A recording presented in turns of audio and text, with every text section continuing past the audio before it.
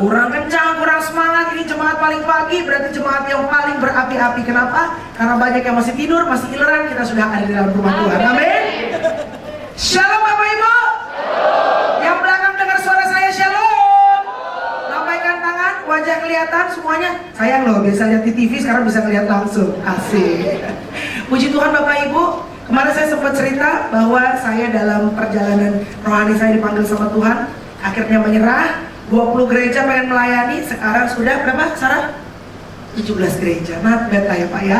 Pelan-pelan 17 gereja, 3 gereja lagi. Kalau Bapak Ibu punya gereja yang pengen dilayani tanpa persembahan kasih, asik kayak iklan ya, please hubungi Sarah yang ada di depan. Bantu saya untuk fulfill my promise to God ya. Bantu saya untuk bisa memenuhi janji saya dengan Tuhan. Karena janji sama Tuhan itu bukan hal seperti kita janji sama manusia. Betul Bapak Ibu ya. Janji sama Tuhan itu sudah keluar, gak bisa ditarik lagi, gak bisa keluar masuk Bapak Ibu sembarangan ya. Baik, yang pasti Bapak Ibu, saya tuh bingung dari tadi malam. Saya janji sebetulnya saya tuh pengen share. Kemarin itu adalah tentang sepupu saya yang sakit ya, yang mendapatkan second chance of life, kesempatan kedua dari Tuhan untuk bisa hidup dari koma, diberikan mukjizat sama Tuhan dan akhirnya bisa kembali lagi sehat. Tapi kok kayaknya tadi malam pas suami udah tidur, kebetulan puji Tuhan terima kasih buat saya Ibu Gembala nggak ada ya. Saya dibukain kamar di Pullman karena rumah saya tuh jauh di Bekasi, jadi supaya nggak terlambat. Saya dibukain kamar di Pullman, kumpul sama anak-anak udah tidur, suami udah tidur. Saya tuh coba cari-cari dengar firman dan berusaha untuk selalu saat kita berada di atas altar share apapun yang Tuhan kasih. Walaupun saya tuh nggak khotbah loh, saya belum khotbah. Kemarin Ibu suruh saya khotbah, saya bilang, oh maaf, ampun, saya belum siap kalau khotbah. Saya share dulu aja. Tapi mudah-mudahan kalau Tuhan bilang harus khotbah, kita berangkat. Yang penting kalau sama Tuhan tuh bukan siapa yang mampu, tapi siapa yang mau. Karena banyak yang mampu, belum tentu punya waktu untuk mau melayani Tuhan.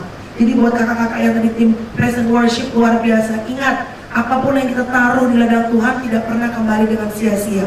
Apa yang menjadi pergumulan, jodoh, rezeki, jangan khawatir. Yang penting berikan apapun sesuai dengan panggilan Tuhan. Jadi tadi malam Bapak Ibu, saya tuh bergumul bingung pengen share apa. Tapi sepertinya ada sesuatu yang baru yang Tuhan pengen taruh dalam hati saya, yang juga menjadi pergumulan saya sebagai seorang, apa ya sebutannya, kalau selebriti itu kayaknya gak enak ya, public figure gitu ya. Selebriti itu kayaknya sombong gitu, selebritis, sebagai seorang public figure, sebagai seorang yang mungkin dikenal oleh banyak masyarakat ya. Dan Sarah juga sebetulnya yang udah biasanya standby dengan flash disk, mungkin belum tahu ini perubahan ini. Dan saya kayaknya juga harus banyak masih nyontek-nyontek karena saya juga masih tulisannya belum hafal benar. Tapi gak apa-apa deh, yang penting nekat. Kadang-kadang sama Tuhan harus nekat Pak, sama kayak kawin. Kalau orang bilang siap Pak buat kawin, gak ada orang yang siap buat kawin Pak. Kadang-kadang 50%-nya doa, 20%-nya niat, selebihnya nekat Pak ya. Tapi kalau nekat sama Tuhan itu gak pernah sia-sia. Nekat sama Tuhan, kalaupun jatuh berdiri lagi kok, percaya. Kenapa saya bisa bilang itu? Di rumah tangga saya 10 tahun hampir menikah. Untuk ukuran, mungkin Bapak bilang, baru 10 tahun menikah, aku udah 30 tahun Pak. Cobalah menikah dengan orang asing Pak, yang kultur budaya berbeda sekali dengan orang Batak Pak ya. Susah loh Pak ya. Kalau kita nggak pegang Tuhan mungkin 2-3 tahun pertama sudah selesai rumah tangga. Apalagi kita yang hidup dalam dunia public figure, sebagai seorang artis, godaannya banyak Pak. Tapi godaan bukan cuma sebagai seorang artis Pak, jangan salah, di gereja juga banyak godaan Pak, amin. Bapak yang, makanya ibu nempel terus, benar ya Pak? Emang suami harus dijaga. Kalau ibaratnya tumbuhan, kalau kita nggak jaga, kita nggak air, habis Pak. Cinta tuh habis Pak.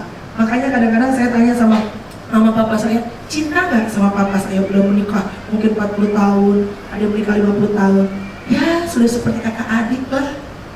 Bagus sih, tapi kalau bisa lihat suami jangan seperti kakak adik ya Pak. Pasti kita menikahi kakak kita ya. Karena cinta harus selalu dipupuk, cinta harus selalu bangun. Buktinya apa?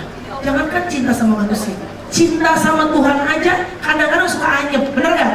Jangan bilang, jangan bohong, mentang-mentang Anda pelayanan berarti cintanya sama Tuhan berapi-api terus. No, saya juga gitu. Kadang-kadang bangun pagi males baca firman, bener gak Bu? Bener kan Pak? Males. Tapi kenapa? Kadang-kadang saat apa yang kita doain sama Tuhan tidak terjadi, males nyembah Tuhan. Biasanya kalau lagi tender kita, pekerjaan kita lagi oke, angkat tangan udah kayak, wah Raja Daud luar biasa. Begitu apa yang kita minta sama Tuhan gak dikasih, ngambek. Bener ya? Kita kan Kristen gampang ngambek sebetulnya. Jadi cinta sama Tuhan itu harus dipupuk. Kemarin saya ketemu sama salah seorang artis, dia bilang gini sama saya, Kak, kamu kok bisa sih gitu? Kelihatannya kok selalu kayak on fire dalam Tuhan, selalu cinta sama Tuhan. Kok kayaknya iman dalam Tuhan tuh bisa stabil. Dalam hati gue, dia gak tahu aja. Karena orang gak bisa lihat Pak dalam hati kita, bener gak? Orang cuma bisa lihat casing kita, lobetnya kita, ibarat handphone, itu cuma urusan kita sama Tuhan. Gak ada yang bisa tahu. Not even our husband or our wife tahu itu. Tapi kalau kita gak pupuk, saya cuma jawab ini. Dan ini betul jawaban yang jujur dari hati saya. Kita harus bisa disiplin. Dulu mungkin ada yang kenal sama saya waktu awal-awal pelayanan di gereja Bethlehem, agak gemuk, agak cabi ya Pak. Cabi-cabi manja, betul ya Pak ya? Ya dong, gak ada yang kendut, cabi-cabi manja, ya kan? Sekarang tadi baru ketemu sama Bapak, siapa tadi yang saya, Pak, yang welcome saya di bawah. Kayaknya agak kurusan ya. Memang agak kurusan Bu. Karena apa? Karena makan dijaga dan olahraga. Kuncinya apa? Disiplin. Benar gak? Mau punya badan bagus, mau punya badan ideal, kuncinya apa? Disiplin. Mau pintar, mau sekolah, kuncinya apa? Disiplin. Sama Tuhan. Hubungan kita sama Tuhan, kalau kita nggak punya disiplin, pasti habis. Karena hidup it's not always rainbow. Life is not always beautiful. Mungkin kita berpikir kalau kita ikut Tuhan, everything is gonna be beautiful. No. Bahkan kadang-kadang dulu pas ikut Tuhan enak, rock and roll, santai. Mau ngerokok ada dekan. Dulu saya ngerokok Pak, lama banget Pak. I think almost 10 years, 10 tahun saya ngerokok. Itu rokok Pak, mau dihancurin dalam nama Yesus. Aku buang dari rokok, bus buang. Besok gak beli lagi Pak, puji Tuhan. Minta buat teman. Sekarang puji Tuhan, lepas. Buat ibu yang mau ngerokok, itu biasa. Tapi ada yang ngerokok, maksudnya tangan Pak, gak usah, gak perlu ya. Tapi buat orang yang suka ngerokok, it's a big thing. Kenapa? Karena ngerokok itu enak Pak. Ngerokok itu enak. Ibu jangan kaget, ngerokok itu relaxing Bu. Tapi karena kita tahu, ini kan baiknya Tuhan. Gimana kita mau hidup dipakai sama Tuhan kalau hidup kita sendiri sakit-sakitan? Beda kalau memang kita sakit dari Tuhan. Tapi Tuhan bilang, kita berpartner dengan Tuhan. Tiap pagi, Bapak Ibu, kita minta umur yang panjang sama Tuhan. Kalau yang belum, please do. Minta sama Tuhan. Because our Father, dia tuh, ini yang membuat Kristen itu begitu spesial. Kenapa? Karena kita tuh punya sosok Bapa. Bapak yang mengasihi. Anak saya Chloe yang kecil, itu kalau minta mainan, saya tuh kesel kadang-kadang Bu. Tiap minggu habis kerja minta mainan terus. Kadang-kadang saya kasih, kadang-kadang nggak saya kasih. Tapi, kalaupun dia sampai nangis, dia pengen banget dapat mainan, namanya ibu, namanya bapak, namanya orang tua, kita nggak punya aja kadang-kadang kita paksain. Betul nggak yang orang tua? Bener nggak? Setuju nggak? Apalagi bapak di surga. Kalau kita minta sama bapak di surga, jadi yang tiap pagi belum minta sama Tuhan, Tuhan minta umur yang panjang. Berapa? Ibu mau berapa? Nego Bu, mau berapa? Cepet? 70? Minta umur yang panjang sama Tuhan. Tapi ingat, kita tuh sama Tuhan berpartner. Kita pun harus melakukan apa yang menjadi bagian kita. Sama seperti bekerja Bapak Ibu. Kalau kita cuma minta Tuhan kasih aku berkat rezeki supaya aku bisa melayani orang lain, tapi kita cuma duduk malas di rumah, come on, gak bisa. Kita harus lakuin yang jadi bagian kita. Sama seperti umur panjang, kita minta sama Tuhan. Ya kalau besok kesenggol metro ini itu urusan Tuhan, kita nggak bisa. Karena ada hal-hal dalam hidup yang kita nggak bisa kontrol. Benar Bapak Ibu? Yes. Tapi hal yang kita bisa kontrol, yang ada dalam tangan kita, I know this is the message that nggak banyak orang suka. But I have to say, karena saya datang dari seorang yang tadinya hancur Pak. Aduh panjang nih. Sebenarnya banyak yang saya pengen share, tapi karena Mama tuh masih ragu-ragu, takut. Karena kan kalau saya share gini kan banyak yang suka sharing di YouTube kan gitu. Jadi kadang-kadang, benar Bang, kadang-kadang Mama suka, "Nih jangan buka semua." Tapi kalau buat saya, udahlah nggak apa-apa. Mendingan kita dulunya setan, sekarang kita malaikat. Daripada dulu kita setan, sekarang malaikat, benar gak? I was doing many bad things. Saya melakukan banyak banget kenakalan saat saya remaja. Termasuk saya, yang mungkin sekarang ini saya bisa share adalah hampir 10 tahun saya merokok. Dan sekarang puji Tuhan, kalau saya pikir saya pengen berhenti merokok dengan kekuatan saya, I will never do it. Cannot, gak bisa Bapak. Tapi saya percaya ada grace of God, kasih karunia Tuhan yang kita gak bisa pikir. Saya dulu mau mikir, saya tuh syuting Pak, syuting sejam, nunggu 3 jam. Ngapain kalau gak ngerokok, bener gak? Asem Pak mulut. Terus saya mikir, kalau dengan merokok kita relax, we can get many ideas, banyak ide yang bisa keluar saat kita ngerokok. Salah. Bapak Ibu tahu, banyak pelawak yang mati, banyak pelawak yang pakai narkoba, gak hanya di Indonesia, di luar negeri. Kenapa? Pressure.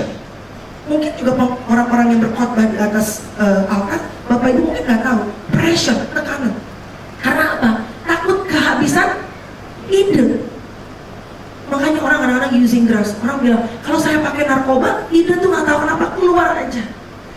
Tapi apa? Ada harga yang harus dibayar. Saya nggak perlu ngomong panjang, Anda pasti lihat mungkin beberapa ada public figure yang harus bayar harga di usia yang sudah tidak muda, harus masuk penjara. Kita pengen makin tua makin bahagia, betul Bapak Ibu? Makin tua makin dipakai sama Tuhan. Makin tua orang makin lihat siapa Yesus dalam hidup kita. Itu doa kita. Saya nggak bilang kita sempurna, karena kalau kita udah sempurna, we don't need Jesus anymore. Kalau kita udah sempurna, kita nggak butuh Yesus. Karena kita nggak sempurna, that's why tiap pagi kita butuh urapan Yesus. Tiap pagi. Apa yang bikin ide selalu ada? Kadang-kadang saya kan pelawak nih Pak, yang idenya, saya itu bukan jual kecantikan loh Pak, karena jauh dari cantik ya Pak ya. Namanya orang Batak ya Pak, sedang ya.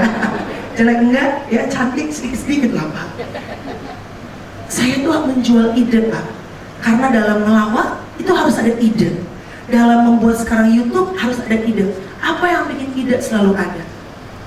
Pak, simple, Bu, simple. Kalau saat ini Anda lagi mentok kerjaan, apa yang bikin ide kita selalu keluar adalah dekat dengan sumber idenya. Yang bikin handphone lobet apa? Karena lupa bawa chargeran, betul? Kalau handphone tiap pagi selalu di charge, jangan lupa iman harus selalu di charge Bapak Ibu. Kalau enggak, lobet. Pasti tantangan hidup, tekanan dalam hidup, kita melihat orang lain yang gak ikut sama Tuhan diberkatin, kepahitan, akhirnya apa? Lobet, makin menjauh dan kesel, ngambek sama Tuhan. Yes? Kalau aku ngerasa gini, tiap sebelum anak-anak tidur, aku selalu bukan berdoa, diam aja, berdiam Pak. Mungkin kalau orang dunia bilangnya meditasi. Cuma diem, kalau nggak bisa duduk, kadang-kadang kalau duduk Pak, gatel sini, pegang sini, rebahan aja Pak, relax, santai. Tanya sama Tuhan, apa Tuhan yang aku harus lakukan, terutama dalam pekerjaanku sebagai dunia artis, yang jujur tidak mudah Pak. Kalau kita dekat dengan sumber idenya, nggak perlu pakai narkoba, nggak perlu rokok, Tuhan yang provide semua ide. I'm ini Bapak Ibu, karena apa? Karena saya tuh hidup semuanya bergantung sama Tuhan. Pekerjaan artis tuh Bu, Pak, ya, itu pekerjaan yang nggak ada garantinya, nggak ada garansinya. Kan sama pendeta. Atau kalau pendeta sekarang digaji sih, aku nggak tahu ya. Saya nggak digaji Pak, cuma ada persembahan kasih, ups and down, sama kayak artis. Kalau lagi banyak naik Alphard Pak, lagi banyak kerjaan. Kalau lagi nggak banyak kerjaan, naik ojol Pak. Kalau naik Alphard, dari nggak usah Alphard deh. Dari naik Xenia, no offense untuk yang naik Xenia ya, saya berkati mudah-mudahan dalam nama Yesus kita bisa naik terus. Kalau dari naik Xenia ke naik Alphard, nggak usah diajarin Pak, duduk pakai seatbelt, pakai foto-foto selfie selesai. Tapi dari Alphard mau turun, penurunan gaya hidup itu berat. Itu berat banget. Nah kalau kita nggak berpegang sama Tuhan, pekerjaan seperti saya pasti stres. Nah, itu baru pemanasan loh Pak. Saya belum masuk ke share saya loh Pak. Share saya pagi hari ini simple Pak. Ada yang suka bikin resolusi nggak di awal tahun? Bu, masih bikin resolusi? Apa biasanya Bu? Mau kurus ya? Mau punya jodoh? Ada yang masih jomblo? Ada? Aduh, gak apa-apa Kak. Luna Maya aja masih jomblo, apalagi kita ya. Tenang, sepanjang Luna Maya masih jomblo, kita tenang Pak ya. Yang mukanya udah begitu aja jomblo, it's okay. Tapi gak apa-apa, tiap awal tahun tulis dalam Alkitab. Saya pernah share ini kalau nggak salah di Bethlehem juga. Tulis dalam Alkitab, tipe laki-laki apa yang kamu pengenin. Ingat, sama Tuhan harus spesifik. Nanti kalau cuma baik, datang sama kamu yang perutnya segini, Tuhan masa yang perutnya segitu, udah punya istri lagi. Nah kan Tuhan bilang, minta spesifik sama Tuhan. Tadi minta cuma baik, bener gak? Ya kan? Minta spesifik. Kenapa saya bisa ngomong gitu? Itu suami saya yang botak, saya jelek-jelek, botak-botak rambutnya. Aku minta spesifik loh. Setahun minta sama Tuhan, baru akhirnya dikasih. Aku bilang, Tuhan minta yang botak, karena buat aku botak itu seksi. Aku minta yang six pack karena aku suka laki-laki yang olahraga. Aku minta yang orang bule Tuhan, tapi takut sama Tuhan. Ini berat Pak. Kenapa? Karena sepanjang saya ketemu sama bule, rata-rata cuma mau tidur, nggak mau menikah Pak.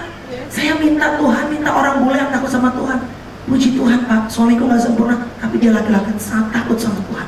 Amin. Dan yang bikin saya kadang-kadang, saya tuh kadang-kadang Kristen on off Pak.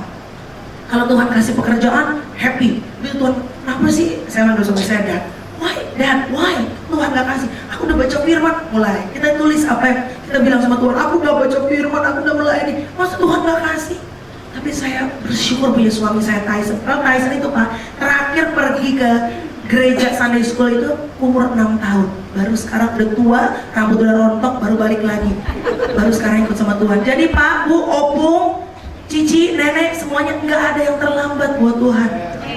Suami saya tuh satu hal yang saya amazed sama dia ya. Mungkin dia belum bisa melayani seperti saya keterbatasan kata-kata. Tapi dia itu orang yang Tuhan kasih dia bisa mengucap syukur. Tuhan gak kasih, tetap dia bisa mengucap syukur. Itu yang saya benar-benar amazed dari Tyson. Karena kenapa? Saya kesel. Karena saya yang Kristen dari kecil. Saya dari kecil dididik sama papa saya. Tapi susah. Saat banyak berkat, it's easy to be grateful sama Tuhan. Saat gak ada berkat, saat berkatnya lagi kering, musim kehidupannya lagi gak basah, susah untuk mengucap syukur. Nah di awal tahun, biasanya kita selalu minta sama Tuhan, Tuhan aku pengen ada peningkatan dalam pekerjaan, ada peningkatan dalam kesehatan, banyak hal. Tapi most of the people, sebagian besar orang selalu membuat resolusi di awal tahun adalah you want to feel happier, bahagia Pak.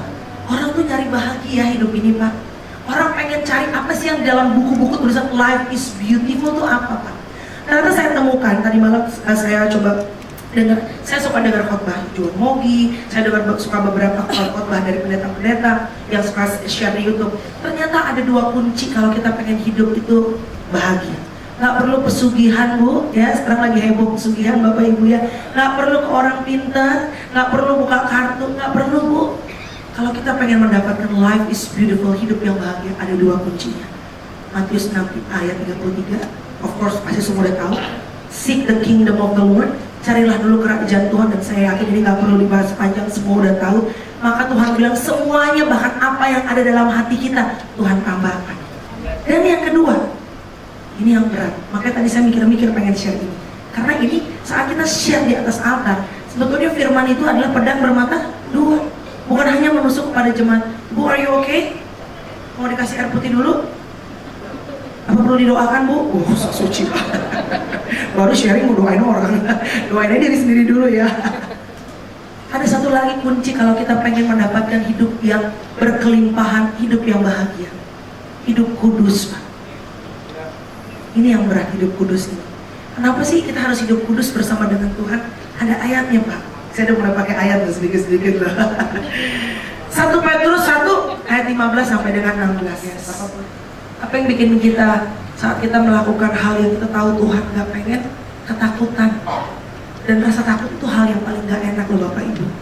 Kenapa kita harus kudus? Apa sih artinya kudus? Kudus itu artinya kita dipisahkan. Bapak Ibu kalau kita mau nyuci piring, kita yang udah bersih, kita campur lagi gak? Kalau udah bersih, campur lagi sama sampah? Gak mungkin loh. Kudus artinya kita dipisahkan. Kenapa sih kita dipisahkan sama Tuhan? Supaya kita bisa dipakai dengan dahsyat oleh Tuhan. Mungkin Bapak Ibu bilang di belakang, saya nggak perlu dipakai sama Tuhan, orang saya nggak pengen jadi pendeta. Bu, Pak, dipakai sama Tuhan itu bukan harus naik altar dan share mengenai firman Tuhan. Kita menjadi ibu rumah tangga aja, kalau kita dipakai sama Tuhan itu dahsyat luar biasa.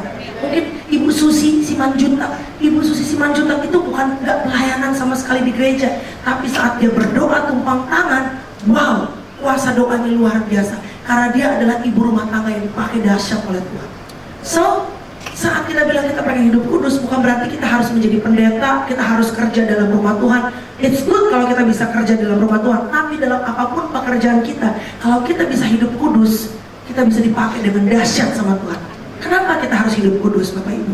Bapak Ibu pernah lihat yang namanya panahan, kalau ditembakkan kepada sasarannya, ya, sasaran di tengah. Saat kita hidup dalam dosa, saat kita hidup tidak kudus sama Tuhan, walaupun orang lain nggak tahu, walaupun baju kita putih dari atas ke topi putih, baju putih, celana putih, sepatu putih, jadi kayak orang mau nyanyi di depan gereja kan, ya, kelihatannya putih, suci, tapi Tuhan tahu hati kita, karena Tuhan yang menyelidiki hati kita sampai yang terdasar sekali. Kenapa saat kita hidup kudus, kita hidup gak kudus, kenapa kita akhirnya melenceng daripada rencana Tuhan. Sama seperti tadi aku bilang panahan. Saat panahan itu dilemparkan, dia gak merasa tepat pada sasarannya. Jadi kalau saat ini kita merasa kadang-kadang Bapak Ibu, hidup kita belum di titik terbaik hidup kita, mungkin ada beberapa hal yang harus kita rapikan dalam hidup kita supaya kita bisa hidup kudus. Jujur Bapak Ibu, hidup kudus itu adalah hal yang sulit untuk dilakukan untuk sebagai seorang public figure Bapak Ibu. Bapak Ibu mungkin lihat ya dalam acara-acara infotainment dan segala macam, kawin cerai itu adalah hal yang biasa di dalam, sebenarnya menurut saya bukan hanya dalam dunia entertainment, tapi sekarang juga kehidupan banyak orang. Nah, salah seorang teman saya pernah nanya sama saya, Mel, 10 tahun nikah sama Tyson, pernah kepikiran gak pengen selingkuh? Saya jawab, pernah jujur Pak. Apalagi suami saya tuh cerewet banget, kadang-kadang kesel gitu, sampai tumpang tangan di mulutnya, cerewet banget Pak. Mukul sih puji Tuhan gak pernah ya Pak, tapi cerewet. Apa ini cerewetin Pak? Kadang-kadang ngebatin, mungkin ibu-ibu ada yang suaminya cerewet ya Bu ya. Aduh, darah Yesus, bilur-bilur darah Kristus. Kalau ditanya pernah gak kepikiran pengen selingkuh dari Tyson? Pernah. Apa yang bikin enggak? Karena jujur saya ketemu sama cowok banyak banget loh Pak. Yang ganteng banyak, yang Kristen banyak, yang non-Kristen juga banyak. Bisa nggak kira-kira saat saya misalnya curi-curi nggak kudus dari suami saya bisa nggak kata? Bisa, gampang Pak. Handphone sekarang bisa 2 pulang. Apalagi saya sekarang punya sahabat yang ceweknya banyak, nggak perlu sebut orangnya ya. Banyak tips-tips dunia yang diberikan masuk ke otak kita Bapak Ibu. Saya jawab, tahu nggak apa yang bikin saya nggak mau sampai saat ini, mudah-mudahan sampai seterusnya selingkuh dari suami saya? Bapak Ibu tahu, kalau kita mendapatkan kadang-kadang pekerjaan itu, kok tiba-tiba bisa ada rezeki, aduh bagus banget hari ini. Menurut Bapak Ibu itu karena kita yang lagi beruntung. Mungkin ya seorang dunia bilang kita lagi beruntung, lagi cuan. Tapi tahu nggak itu sebetulnya apa? Itu adalah kemurahan Tuhan, favor of God, pertolongan Tuhan yang mengikuti langkah kaki kita orang yang hidup dalam Tuhan. Saya ngerasa banget kok dari awal tahun sampai sekarang, Pak, Bu, saya nggak pernah nggak punya uang. Jujur, nggak pernah Bu, nggak pernah nggak punya uang. Selalu punya uang. Ya kadang-kadang uang ada menurun, yes. Tapi nggak pernah sampai kurang dan minta-minta sama orang lain. Nggak pernah Bapak Ibu. Karena saya selalu percaya dalam langkahku ini, dalam pekerjaanku yang ceweknya cantik-cantik, semuanya semewah-semewah. Pekerjaan saya dalam dunia artis yang berat. Dan saya juga dibilang cantik banget, enggak juga Bu. Pinter banget, enggak juga. But the favor of God and grace of God is following me. The mercy of God is following me everywhere I go. Kemurahan Tuhan, kasih karunia Tuhan itu mengikuti kita. Kita nggak sadar kadang-kadang itu mengikuti kita, membuka banyak peluang-peluang dalam bisnis, dalam pekerjaan. Pintu-pintu yang kita pikir kita doain sampai setengah mati nggak kunci, tiba-tiba Tuhan buka pintu lain. Wow, that's a favor of God. Itu pertolongan Tuhan. Dan saat kita nggak hidup kudus, pertolongan itu menjauh dari kita Bapak Ibu. Kita kerja apa aja setengah mati, makanya orang bilang banting tulang, nggak ada hasil, sakit loh, sakit luar biasa. Yang paling enak apa? Kerja sedikit diberkati Tuhan, hasilnya melimpah. Karena Tuhan bilang apa? Kalau hidup bersama dengan Tuhan, jangan hidup kekurangan. Kalau kita masih hidup kekurangan, minta sama Tuhan. Karena Bapa kita yang punya semua surga dan juga dunia. Ask, minta, berani minta sama Tuhan. Karena Tuhan bilang, melayanilah dari kelimpahan. Kalau kita udah berkelimpahan, kita melayani Tuhan gak cari uang. Jujur Bapak Ibu. Karena apa? Karena kita merasa kita justru pengen melayani orang lain. Karena kita tuh udah diurapi Tuhan dengan luar biasa. Makanya saya bilang, gak masalah mau 20 gereja gak dapat persembahan kasih, atau habis 20 gereja mau tambah lagi emang gak dibayar. It's okay. Karena saya tahu dalam kehidupan sekuler saya udah diberkati Tuhan dengan luar biasa. So that's the least setidaknya bisa saya lakukan untuk memberikan sebagai tanda cinta kasih saya sama Tuhan. Karena dikasih sehat sama Tuhan, dikasih suami yang baik, dikasih anak-anak yang sehat, dikasih kemampuan berdiri bangun pagi jam 6 untuk pelayanan. That's amazing. Banyak orang untuk berdiri aja susah Pak, harus dipegangin. Kita masih bisa berdiri, layani Tuhan. Kalau belum bisa layani Tuhan, lompat, nyanyi Bapak Ibu. Jangan cuma begini, lompat. Kita nggak tahu. We never know what tomorrow will bring. Kita nggak pernah tahu hari besok apa yang akan terjadi dalam hidup kita. Saat minggu ini masih bisa melayani Tuhan, angkat suaramu, berikan yang terbaik buat Tuhan. Kalau lagu dangdut joget bisa setengah mati, buat Tuhan kenapa cuma begini? Senyum, nyanyi, berikan terbaik, tepuk tangan buat Tuhan kita. Yes, Bapak Ibu. Jadi hidup kudus tuh hal yang sulit, Pak. Dan kenapa kadang-kadang kalau kita hidup kudus, buat orang dunia kita kelihatan aneh. Betul Bapak Ibu? Misalnya, saya tuh lagi masih senang sih sekali-kali keluar malam, tapi juga udah jarang sekali. Soalnya nggak enak, Pak. Karena kadang-kadang bukan masalah benar dan tidak benar aja, Pak. Mungkin kita nggak mau menggunakan narkoba di klub dan segala macem. Ya, minum paling cuma segelas wine. Tapi kadang-kadang karena orang udah lihat kita melayani kok masih kelabing, ya kan? Nggak enak. Masalah etika aja gitu. Nah, apa yang bikin kita tuh kadang-kadang kenapa kita tuh hidup kudus dalam dunia tuh terlihat aneh? Karena misalnya Bapak Ibu, balik lagi tadi example yang muda soal rokok misalnya, udah berhenti ngerokok. Saat kita berhenti ngerokok kan kita ngerasa sukacita. Kadang-kadang kita pengen layani orang, jangan nanti sakit. Jadi orang yang lagi pada masih ngerokok, begitu kita bilang, woi pendeta datang, benar nggak? Itu jadi aneh. Padahal sebenarnya yang aneh itu mereka. Kita yang normal Bapak Ibu. Kita yang normal. Karena kenapa? Karena semua yang Tuhan bilang, semua yang Tuhan atur, itu kebaikannya buat siapa? Bukan buat orang lain, buat kita. Simpel tinggal, gak usah rokok terus ya, takut ada yang tersinggung. Masalah mengampuni. Tuhan bilang, ampuni musuhmu. Kita kekeh, gak bisa dong Tuhan. Karena Tuhan gak ngerasain siapa sakitnya ditusuk dari belakang. Tuhan gak ngerasain, dia udah saya bantu, saya angkat dari lumpur, saya udah bawa sebagai orang. Tadi bukan orang berarti Pak ngolongol ya Pak ya. Saya masih disakitin. Tuhan gak ngerti, saya bukan Tuhan, saya bukan malaikat. Padahal saat Tuhan bilang mengampuni, karena apa? Untungnya buat siapa? Buat kita Pak.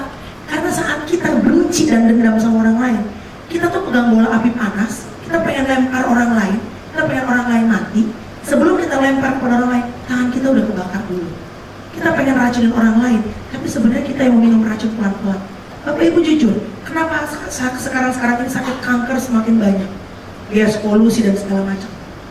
Kedokteran sudah memberikan hampir enggak sampai 100%, tapi pembuktian bahwa akar pahit itu kalau disimpan lama-lama itu bisa membuat kanker, kolesterol naik, darah tinggi, sakit jantung. Kenapa Pak? Karena kita kesel, mendem, benci, kesel. Padahal yang kita doain sama Tuhan, Tuhan aku kesel sama dia segala macam, belum tentu mikirin kita Pak, benar nggak? Kita nggak bisa tidur, dia tidur sampai ngiler-ngiler, benar nggak? Jadi kalau Tuhan bilang mengampuni, untungnya tuh bukan di orang lain, tapi untungnya buat kita. Soal saat kita hidup kudus, kalau orang bilang aneh, yang aneh itu mereka, justru kita yang normal. Karena apa? Saat kita menjalankan apa yang Tuhan suruh dan Tuhan perintahkan, keuntungannya buat kita. Amin Bapak Ibu. Kita berikan tepuk tangan dulu buat Tuhan Yesus. Apa yang bikin, apa impact dosa dalam hidup kita? Pertama, saat kita dosa, saya tahu semua orang masih berdosa, tapi ini adalah dosa-dosa yang kita tahu kita harus keluar. Dan saya percaya Tuhan pasti sebetulnya berbicara dalam hati kita. Dosa bikin kita jadi kotor. Kadang-kadang pada saat suami istri nggak lagi faithful, saling setia, suami datang kepada istrinya, minta ampun, minta diampuni. Istri mengampuni, tapi susah untuk bersatu lagi. Ditanya, seperti ada salah seorang saudara saya, suaminya berselingkuh dari 2 tahun pernikahan, sampai akhirnya mereka sudah menikah sampai 7 tahun. Istrinya mengampuni Bu, karena dia kenal firman dan tahu firman. Tapi untuk bersatu lagi susah. Dia bilang, kenapa? Saya tahu suami saya sudah kotor. Karena dosa membuat kita jadi kotor Bapak Ibu. Apalagi impact dosa dalam hidup kita? Impact dosa dalam hidup kita adalah menurunkan nilai kita. Simple thingnya aja Bapak Ibu, kalau kita punya pegawai yang kita percaya dengan 100%, saat kita tahu pegawai kita ini gak jujur sama kita, mungkin gak kita masih bisa melihat dia dengan sebagai orang yang sama? Susah. Nilainya berbeda, respect kita berbeda saat kita tahu bahwa orang ini tidak melakukan apa yang seharusnya. Jadi dosa pertama membuat kita jadi kotor, kedua membuat nilai kita jadi turun, dan yang ketiga, ini yang paling luar biasa, dosa itu menghancurkan menghancurkan rencana Tuhan yang dahsyat dalam hidup kita. Jadi harusnya misalnya nih Pak, ya, misalnya Agnes Melanie Siahaan, itu nama saya. Dari saya kecil, bahkan dari perut ibu saya, Tuhan tuh udah punya rencana yang dahsyat buat ibu saya. Mungkin Tuhan bilang, saya akan pakai engkau. Mungkin awal-awal dalam dunia entertainment, setelah itu saya akan pakai engkau lebih dahsyat lagi untuk menjangkau jiwa-jiwa. Tapi di tengah-tengah, karena mungkin saya jatuh dalam dosa, rencana Tuhan itu gak bisa fulfill. Rencana Tuhan itu gak bisa jadi sempurna dalam hidup saya. Dan saat kita tidak hidup dalam titik terbaik dalam hidup kita, kemungkinan besar penyebabnya adalah dosa. Saya nggak tahu pagi hari ini Bapak Ibu apa dosa yang sedang kita gumulkan dalam hidup kita. Tapi yang pasti apa yang Tuhan taruh di hati kita, di hati saya tadi malam adalah Tuhan pengen kita hidup kudus. Hidup kudus bukan berarti kita nggak punya dosa sama sekali Bapak Ibu. Seperti orang mandi nggak mungkin langsung bersih semuanya. Pelan-pelan digosok, ketek digosok, bagian-bagian belakang digosok, pelan-pelan baru bersih. Sama seperti bersama dengan Tuhan. Gak bisa semenit, satu hari, semua dosa, kebiasaan kita yang gak baik, semua bisa langsung hilang. Tapi kalau kita minta sama Tuhan, the favor of God, pertolongan Tuhan, the mercy of God, kemurahan Tuhan, saya percaya bahwa semua dosa kita bisa dipulihkan sama Tuhan. Saya gak tahu, karena orang lain gak lihat apa yang kita gumuli Bapak Ibu. Orang lain gak lihat. Buat orang lain, kita bisa tutupin. Tapi di hadapan Tuhan, hanya urusan kita sama Tuhan. Saya berdoa tahun demi tahun kita berjalan bersama dengan Tuhan, semakin naik bukan semakin turun. Dan orang yang hidupnya kudus, ini janji Tuhan, hidupnya akan semakin meningkat, naik dan tidak akan turun. Jadi Bapak Ibu, 1 bulan lagi loh, 1,5 bulan lagi sudah mau habis 2019. Yuk kita merefleksikan diri, bukan hanya kita mungkin berdoa sama Tuhan pengen rumah baru, pengen mobil baru, which is good, gak ada masalah ya. Tapi coba kita tanya sama Tuhan, supaya tahun demi tahun kita bisa jadi orang yang bisa dipakai Tuhan lebih dahsyat lagi. Dan ingat, saat kita bersih, saat kita kudus, Tuhan bisa pakai kita secara total Bapak Ibu. Oke? Sekali lagi saya tutup share saya. Saya berdoa semoga semua jemaat, karena hari-hari ini saya tahu banyak orang yang bisa memberitakan, bisa memberikan hal-hal yang baik. Tapi kadang-kadang it's easy to just talk and talk, mudah untuk hanya berbicara, tapi sangat sulit untuk bisa menjalankan apa yang kita katakan. Termasuk buat saya. Makanya ini menjadi pergumulan saat saya pengen share mengenai hidup kudus ini, karena saya pun harus melakukan hal yang sama. Sebagai orang Kristen, sebagai seorang artis, apalagi yang Tuhan taruh di tempat dimana tidak semua orang punya value, punya nilai yang sama. Orang harus lihat siapa Kristus dalam hidup kita.